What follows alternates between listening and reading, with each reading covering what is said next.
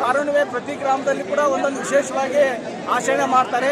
ದಕ್ಷಿಣ ಕರ್ನಾಟಕ ಭಾಗದಲ್ಲಿ ಕಾರುಣ್ಣಿಯನ್ನ ಎತ್ತುಗಳನ್ನ ಕಿಚ್ಚು ಹಾಯಿಸುವ ಮೂಲಕ ಕಾರುಣ್ಯನ ಸಂಭ್ರಮ ಆಚರಣೆ ಮಾಡಿದ್ರೆ, ಇದೇ ಪಕ್ಕದ ಕಾಕಟ್ಟಿ ಗ್ರಾಮದಲ್ಲಿ ಅವು ಎತ್ತುಗಳನ್ನ ಕಾಯ್ತಕ್ಕಂಥ ಎತ್ತುಗಳನ್ನ ಹೋರಿಗಳನ್ನ ಹಿಡಿತಕ್ಕಂಥ ಒಂದು ಸಂಭ್ರಮವನ್ನ ಮಾಡಿದ್ರೆ, ಕೆಲವು ಕಡೆ ಎತ್ತಿನ ಗಾಡಿಗಳನ್ನು ಓಡಿಸೋದನ್ನ ಮಾಡಿದ್ರೆ.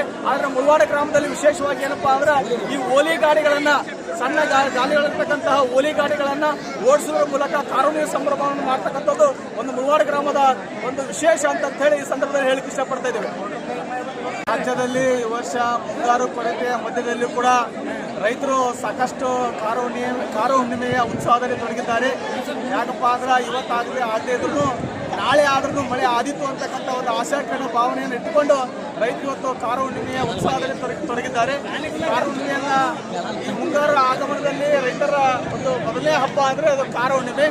ಈ ಕಾರು ಹುಣ್ಣಿಮೆಯನ್ನ ರೈತರು ಸಾಂಪ್ರದಾಯಿಕವಾಗಿ ಸಾಕಷ್ಟು ಕಾಲದಿಂದ ಇದನ್ನು ಆಚರಣೆ ಮಾಡಿಕೊಂಡು ಬಂದಿದ್ದಾರೆ. ಮತ್ತೇನಪ್ಪಾ ಅಂದ್ರೆ ನಮ್ಮ ಮುಳವಾಡ ಗ್ರಾಮದಲ್ಲಿ ಈಗ ಕೆಂಪು ಮತ್ತು ಬಿಳಿ ಎತ್ತುಗಳನ್ನ ಕಾರು ಹುಣ್ಣಿಮೆಯ ಕರಿ ಹರಿಯುವ ಸಂದರ್ಭದಲ್ಲಿ ಅವುಗಳನ್ನ ಬಿಡಲಾಗ್ತದೆ.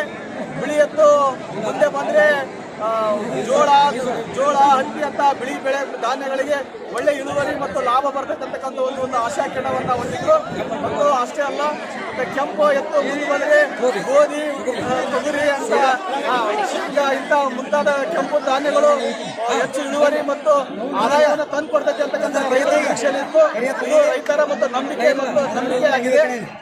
ಅದೇ ರೀತಿಯಾಗಿ ಇವತ್ತು ಆಧುನಿಕತೆಯ ಮಧ್ಯೆ ಸಿಲುಕಿದ್ರು ಕೂಡ ಟ್ರ್ಯಾಕ್ಟರ್ ಹಾವಳಿಯಲ್ಲಿದ್ದರೂ ಕೂಡ ನಮ್ಮ ಗ್ರಾಮದಲ್ಲಿ ಸಾಕಷ್ಟು ಎತ್ತುಗಳನ್ನು ಕೂಡ ರೈತರು ಹೊಂದಿದ್ದಾರೆ.